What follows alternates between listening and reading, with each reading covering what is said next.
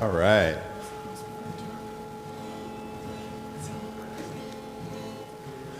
Can you hear it? There we go. There it is. All right.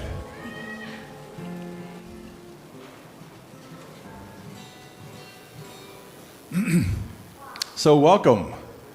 Welcome to what is apparently the solstice service, or at least solstice themed, which is right lately just very much up my alley. I've been thinking a lot about.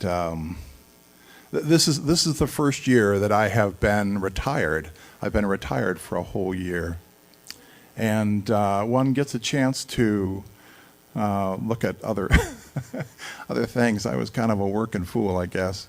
And one of the things that continually amazes me and serves as a source of awe is recognition of the fact that we are astronauts. we're riding a rock around a ball of fire in space, and we come by this period every year, and the physics of it is amazing to me. You know, we're tilted a little bit, and so on this little segment of our journey around the sun, that's what creates summer. It's the most amazing thing to me. Maybe I'm entertained easily. I don't know.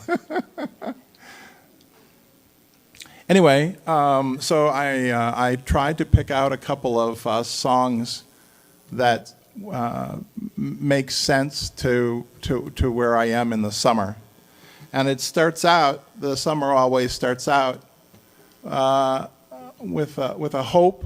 A hope.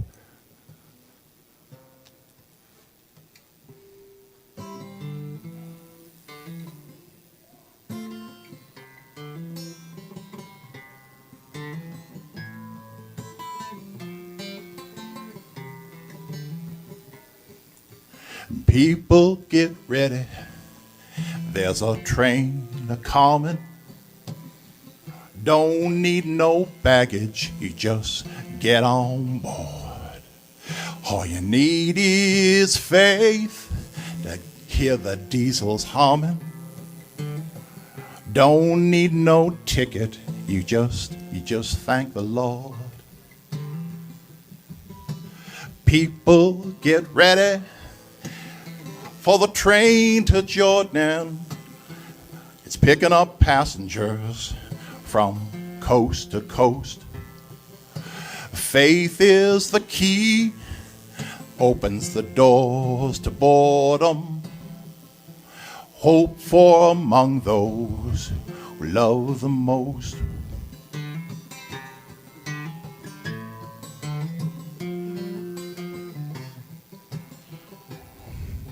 There ain't no room for the hopeless sinner who would hurt all mankind just to save his own.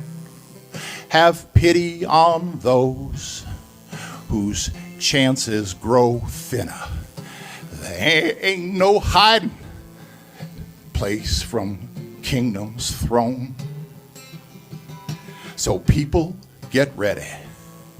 There's a train a-comin'. Don't need no baggage to get on board. All you need is faith to hear the diesels humming. Don't need no ticket. You just thank the Lord.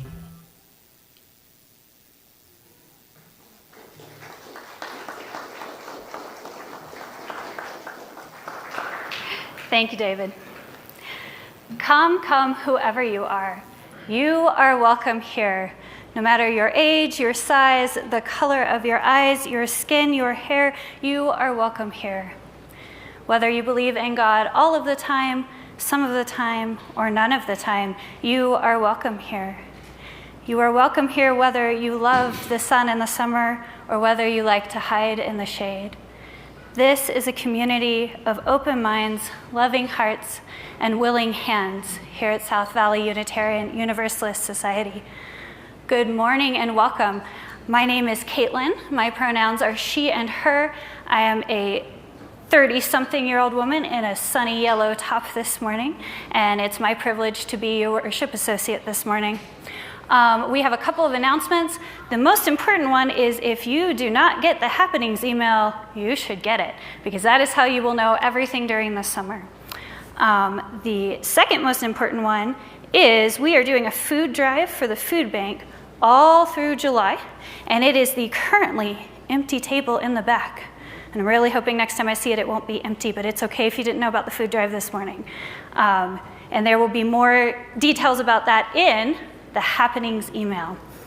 So make sure you are on that list. And if you're not, just email our admin and she'll get you on. The other announcement I have is we will be here in the sanctuary this whole month. So don't miss us. Be here at 10. We are going to take a moment now to fully arrive in this day and this place by greeting each other. So I invite you to stand if you wish and greet those around you. If you would join us in our first hymn this morning, it's number 1009 in your teal hymn book. Stand if you wish.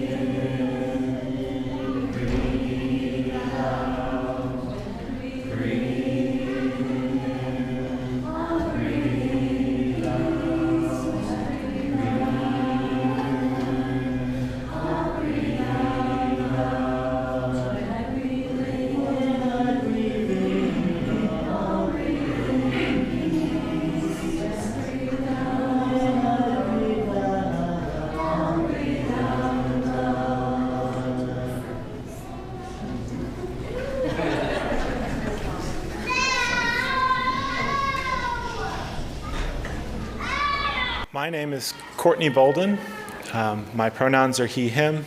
I have short hair, a beard, and I'm wearing a festive, sunny shirt. I'm going to lead the lighting of the chalice. So, let us light our chalice. Those at home are invited to light a chalice and share in this ritual by entering "Chalice is lit" and the name of your street in the chat box on Zoom. Please join me in repeating our chalice lighting words and use our actions if you wish. We light this chalice for the warmth of love, for the light of truth, and for the energy of action.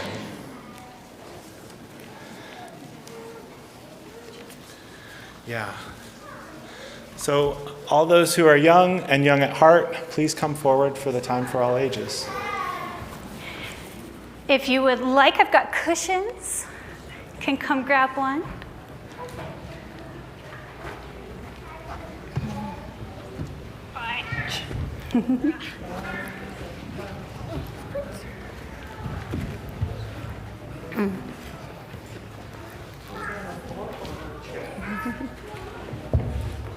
Good morning.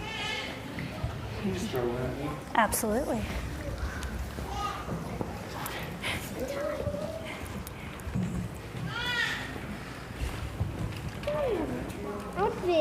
You may have that one. Would you like one? There you go. Good morning, everyone. How are you today? Good. Good. Awesome. I have a book for you. and it is called Sun Bread. And it is by Alyssa Clevin. Who likes bread? Me. Oh, good. Me too. Do you have bread at home? Oh, I bet it's yummy. I have yummy stuff. Oh, so good. The wind, it whooshed the snow, it whirled. The rain streamed down, it sloshed and swirled, and washed the colors from the world.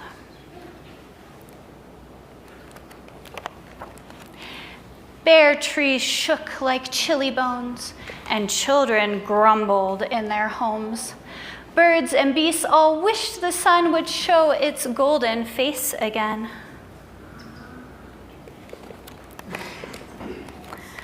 A baker missed the sun so much, she took some flour from her hutch, some butter, sugar, eggs, and yeast.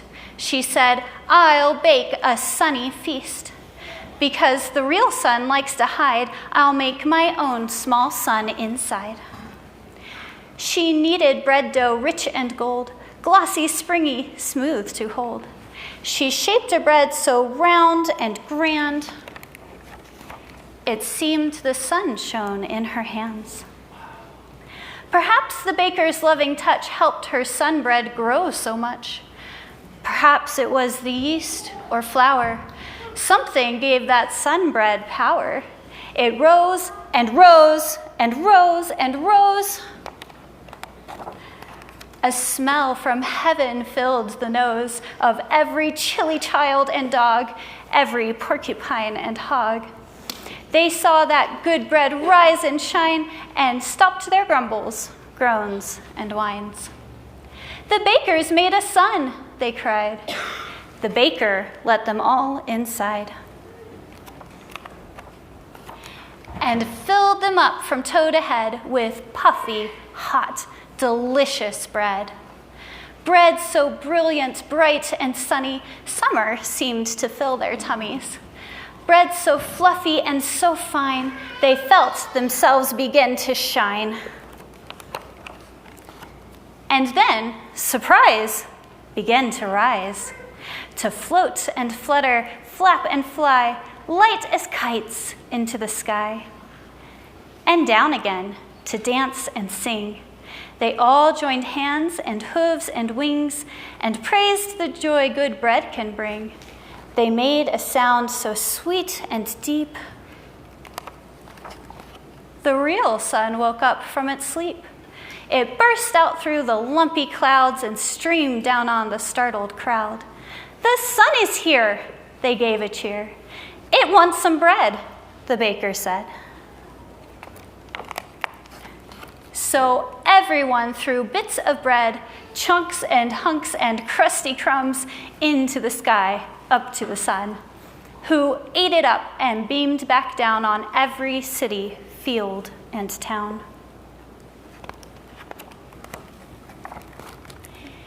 It dried the fur of mouse and dog and warmed the soul of bear and frog. It glittered on the blue-green seas, wove golden ribbons through the trees.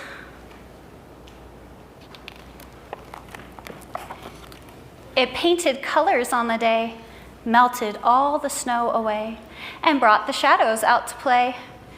It scattered rainbows soft and bright, fed the plants with its clear light. Streaked the sky red, yellow, pink, and purple, then began to sink. And as the sun slipped down to rest, the baker shouted this request: "Come back for breakfast, please, dear sun. I'll bake fresh sun bread and sun buns." The baker baked the whole night long.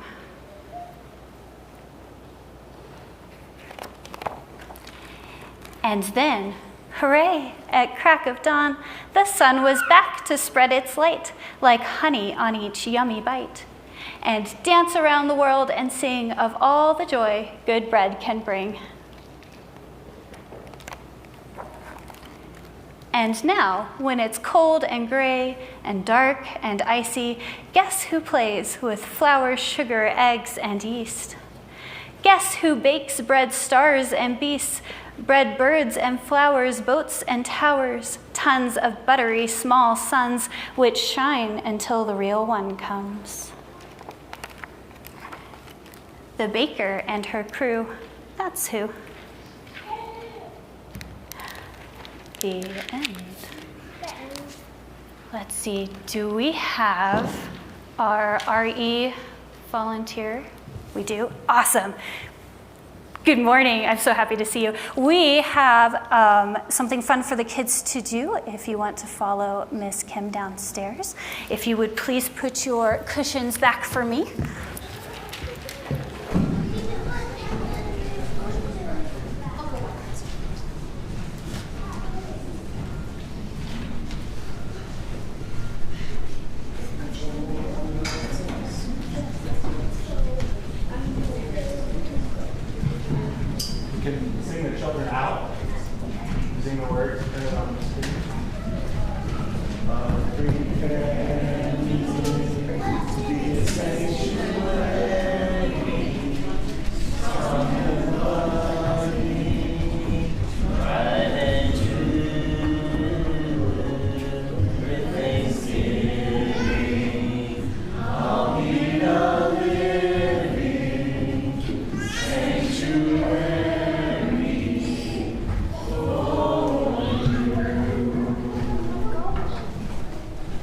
This community, our church, and its many ministries are only possible by the gifts that you give of your time, your talent, and your treasure. Many of you pledge monthly to support our work, and for this, we are grateful. Your gifts help us to ensure that we are able to live our values of love and justice in the world outside. This week's offering will be given to our minister for the Samaritan Fund, for her to distribute to people that she sees as fit, right? Yeah. Please join me in reading our offertory words. They're printed in your order of service. We are this church. We are its hands, its heart, its voice. Together we share the love of this community and sustain it with our gifts. We will now accept the offering. For those at home, you are invited to use the giving link in the order of service. I invite the ushers to come forward at this time.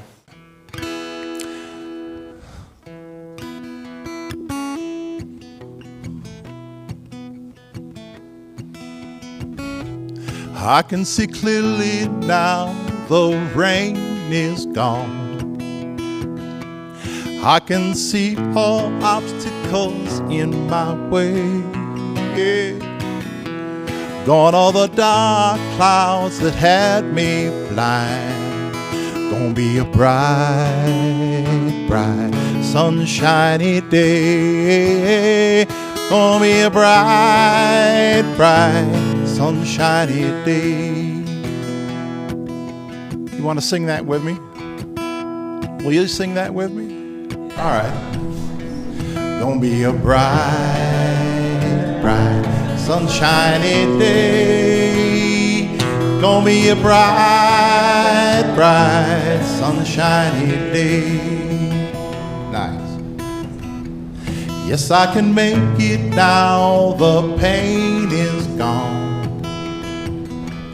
All of the bad feelings have disappeared.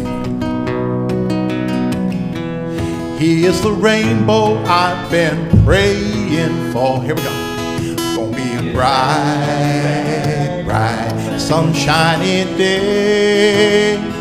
Gonna be a bright, bright, sunshiny day. Look all around, there's nothing but blue skies.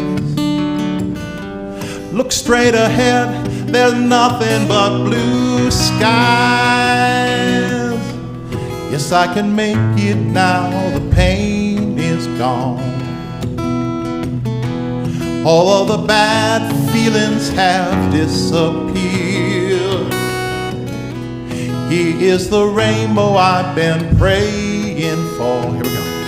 Gonna be a bright, bright, sunshiny day. It's gonna be a bright, bright, sunshiny day.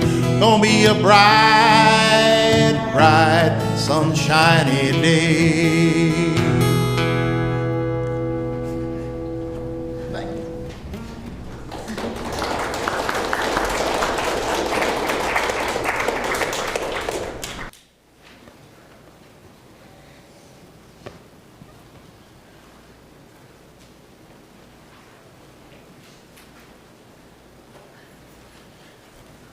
For all we have received and all we have found the courage to give, may we be truly thankful.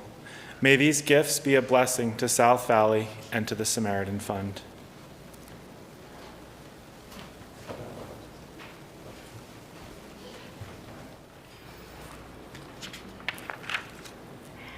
Our reading this morning is The Word by Tony Hoagland. Down near the bottom of the crossed out list of things you have to do today, between green thread and broccoli, you find that you have penciled sunlight. Resting on the page, the word is beautiful. It touches you as if you had a friend and sunlight were a present he had sent you from someplace distant as this morning to cheer you up and to remind you that among your duties, pleasure is a thing that also needs accomplishing. Do you remember that time and light are kinds of love, and love is no less practical than a coffee grinder or a safe spare tire? Tomorrow you may be utterly without a clue, but today you get a telegram from the heart in exile, proclaiming that the kingdom still exists, the king and queen alive, still speaking to their children, to anyone among them who can find the time to sit out in the sun and listen.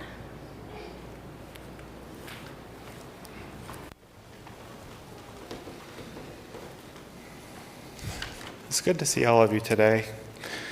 I just remembered that we haven't said hi to our online friends, so maybe we'll take a second and wave back. Hello.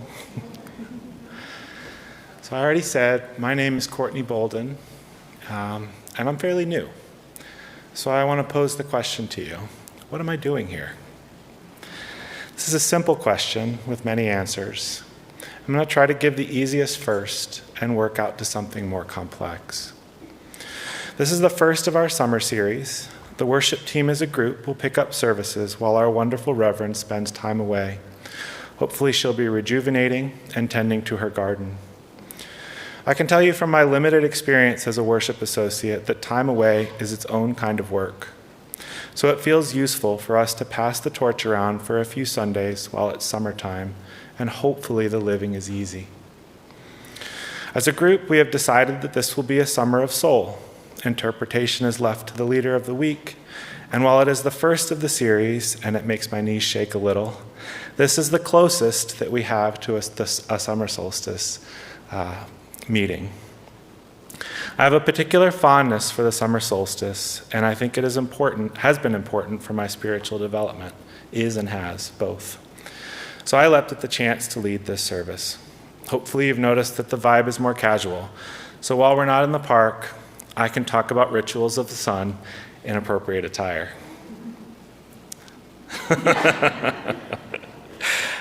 Okay, now for the next layer. What am I doing here? In other words, how does a non-church goer of 20 years end up immersing themselves in this society so much that they're leading a service after a little over a year of attendance? First, I can assure any new folks in the audience that none of this is required. Really.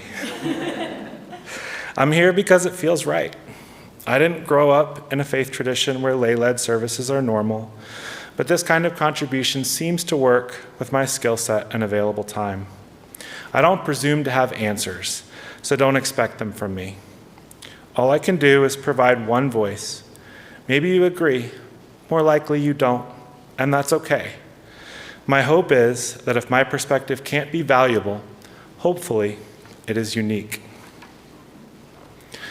I've lived my adult life as an outsider to organized religion, and I've found something within these four walls that helps to level out the valleys and peaks of my life. Maybe I can reflect the warmth that you've given back on you. Additionally, in my past career, I was a professor in large classrooms, and I taught students on the pre-med track. So I'm comfortable speaking to large groups, sharing things about myself, and doing hard things in pursuit of a higher truth. One thing that I'm still getting used to is speaking comfortably about my own spirituality. This society appeals to me largely because there is no central book. In fact, I asked Reverend Laura after a short time attending service where I should go to learn more about UUism. She pointed me to a collection of essays called the Unitarian Universalist Pocket Guide. Maybe you have a copy too? It's very helpful, but it's not definitive, which kind of felt like the point. It took some reflection, but maybe the right thing to take from this exchange is that this is a faith of us. We don't all need to write books, essays, or sermon scripts, but we all contribute in our own way to the tapestry of this church. There is no authority, and that's kind of a beautiful thing. So in that way, the question becomes, why not me? And perhaps, why not you? So why do something outside of my comfort zone? I'm not really sure, but I am curious about my lack of comfort and interested in exploring it. So hopefully you'll indulge me, at least a little bit. Healthy challenges make us stronger. Okay, that might be enough about why I, a person who is unfamiliar to many of you, find myself leading a service. But what am I doing here at South Valley? My wife and I moved to Salt Lake City a few years ago, and we brought a young child with us. We have intentionally raised our daughter without a faith tradition. There are some circles where this is controversial, but it's something that my wife and I felt strongly about. We really wanted her to make up her mind about the world and her place in it. I realized shortly after moving to Salt Lake and enrolling her in public school that this isn't sustainable. Jesus was a topic of conversation among kindergartners, and peer pressure had entered the conversation. I started to feel like we owed our daughter some kind of faith community, so I brought her through those doors, not to inoculate her against other truths, but to empower her to find her own. Some parents in the room may know the feeling that happens when you imagine the future you want for your children. In making a step for my daughter, I realized that I needed to allow myself the same empowerment. Funny how that works. I thought about the future that I wanted her to have and realized that I might want to build it for myself now. So what am I doing here on this beautiful, hot summer Sunday? I grew up in Florida. As a child, we would spend a month each summer at a house on the beach. I knew how to apply my own sunscreen before I knew how to make my own lunch. Then, as a young adult, I moved to Seattle, where it can be just as rainy as people say. It's easy to miss the sun when it disappears for months of the year. My first year in Seattle, I learned about Junuary, which is the month of June, when it's 50 degrees outside and rainy almost every day.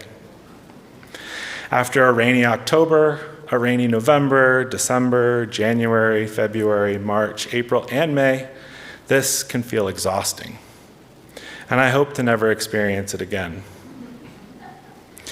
In addition to weather differences, the photo period in Florida, seeing as it's the closest thing to an equatorial state that we have, is fairly consistent.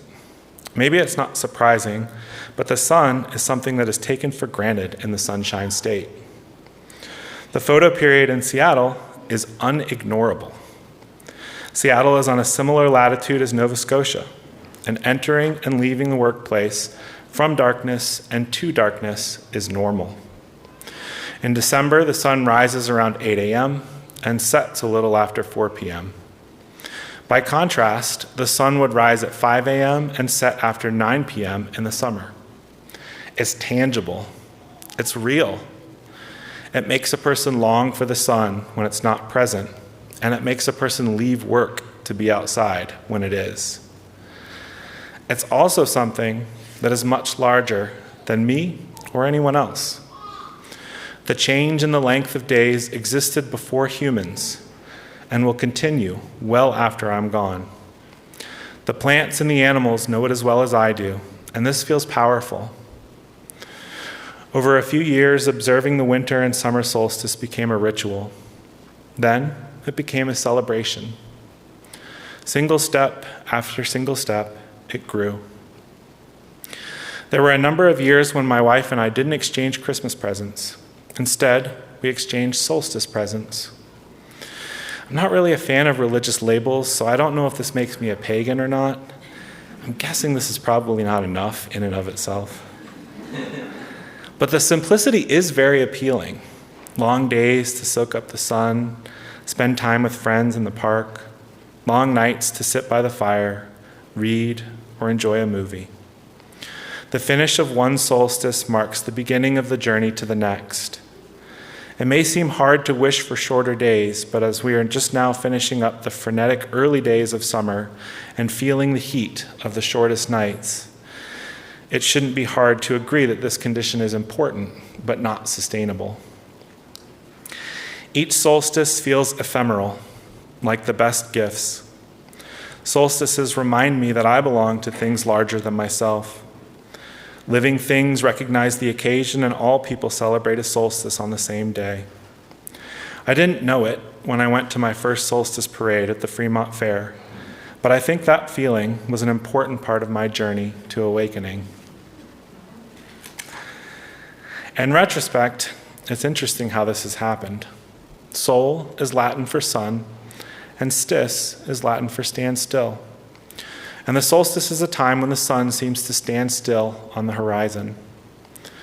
Solstice is the longest day in the case of the summer solstice and the longest night in the case of the winter. It can be meaningful for the reasons that I've described, but the summer solstice in particular is also a time of passion and transformation. Maybe more relevant, it's a time of growth and healing. I don't know that I need healing, but I do need growth. My spirituality doesn't fit neatly in a package. I feel like it either belongs in a place like this or in a place that is wild. Even as I have eschewed organized religion for years, I sought opportunities to feel small and connected. I entered the wilderness regularly. I hiked, swam in alpine lakes, visited national parks, joined a kayak club, and skied. I played board games, went to picnics, potlucks, meetings, and conferences. What has emerged from all of these experiences is a story about people, not activities. The friends I met, the things we did for one another, and even more, the feelings I had when we were together are more important than anything we accomplished or didn't do. Connections matter. They're not always easy, and they're never safe.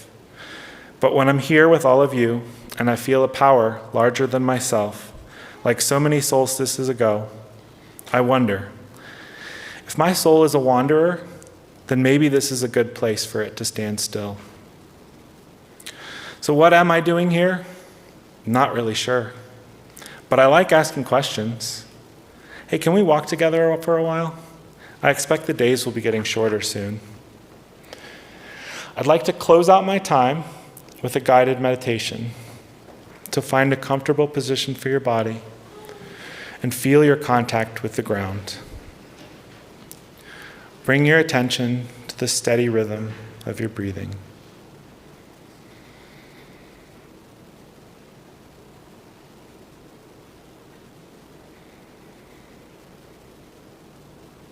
In,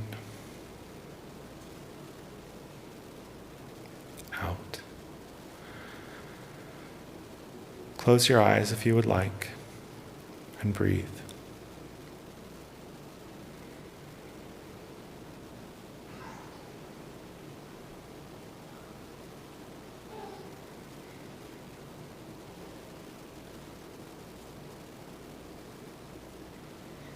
Don't you find it interesting how each breath is slightly different from the previous?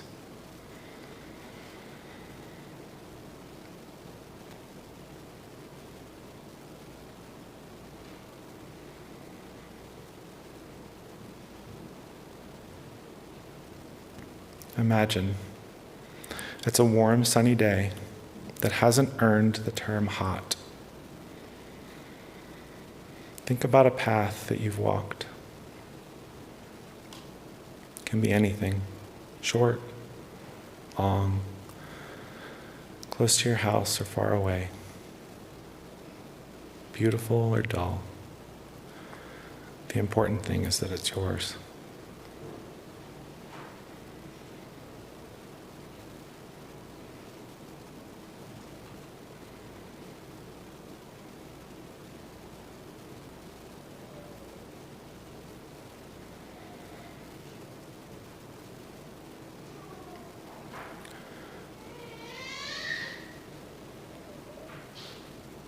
Go ahead, walk.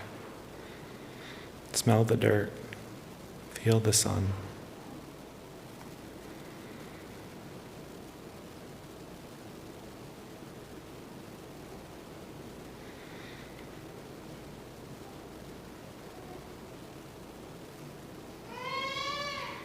How many different shades of green can you see?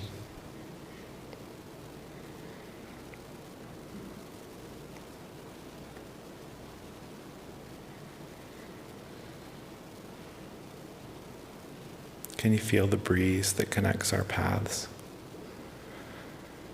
The pollen and insects that move around sustain life, and they don't share our boundaries.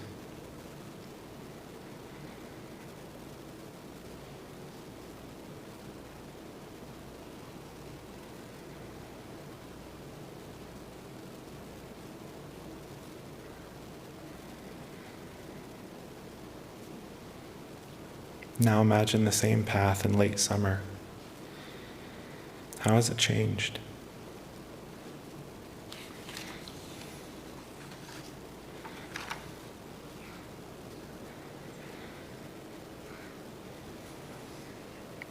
Can you imagine your path in fall?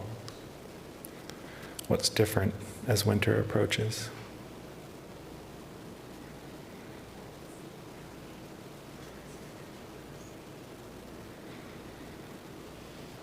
Marvel at the diversity and complexity in this single place.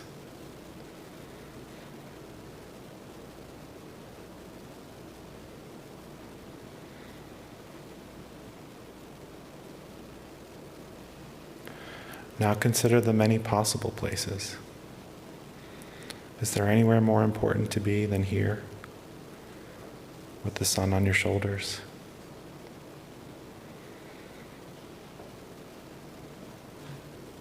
You are wonderful, and this is enough.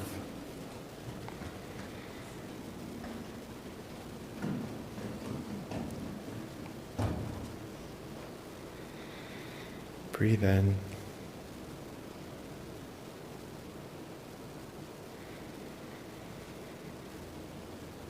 Breathe out.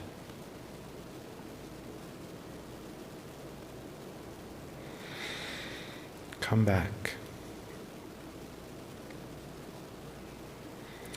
Feel your body's contact with the chair and the floor.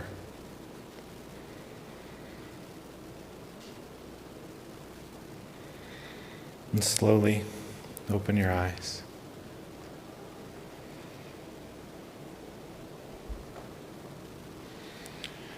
We have one more hymn.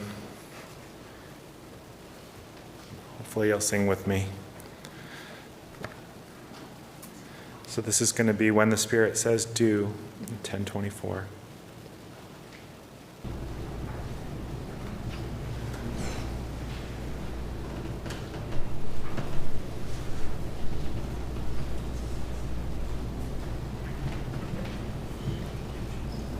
We're going to do, when the Spirit says do, we're going to do, sing, and then dance. So build up a little bit more energy with the sun coming up and out.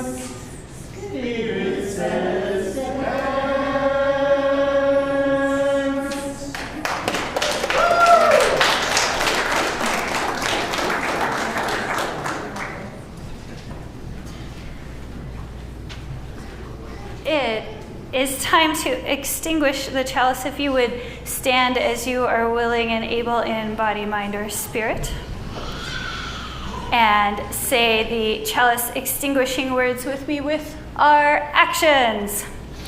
We extinguish this chalice, but not the warmth of love, the light of truth, or the energy of action. We hold each other in our hearts until we meet again. Chalice.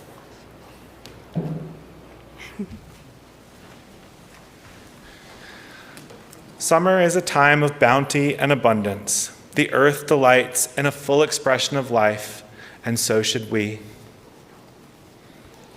Thank you so much, David. Let's give David a round of applause for his music. He has one more song for us. Enjoy.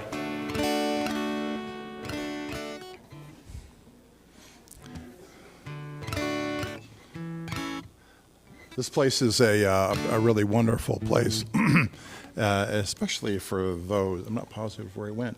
Oh, there he is, directly behind me. Especially for those who are of a certain P-type word, pagan-type word. Yeah, it's definitely a good place for that. I'm hoping you can join me on this one.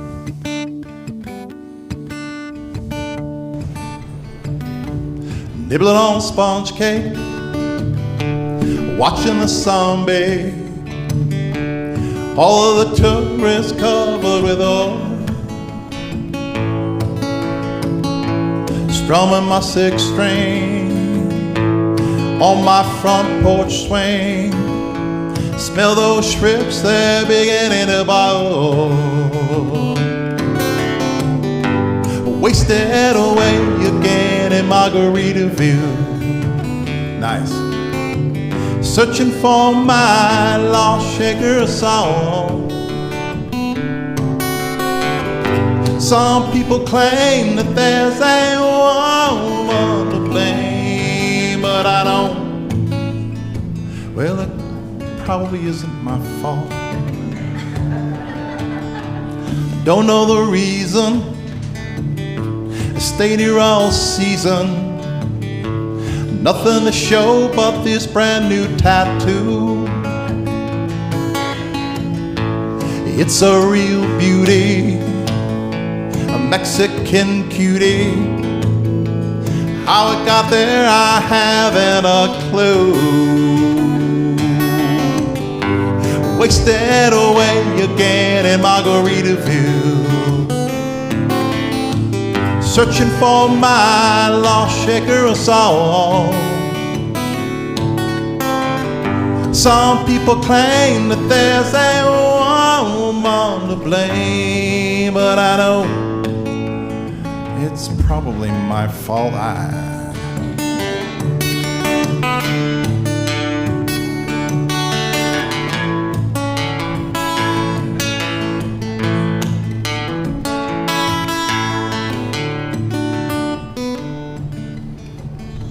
blew out my flip-flop, stepped on a pop-top, cut my heel, had to cruise on back home.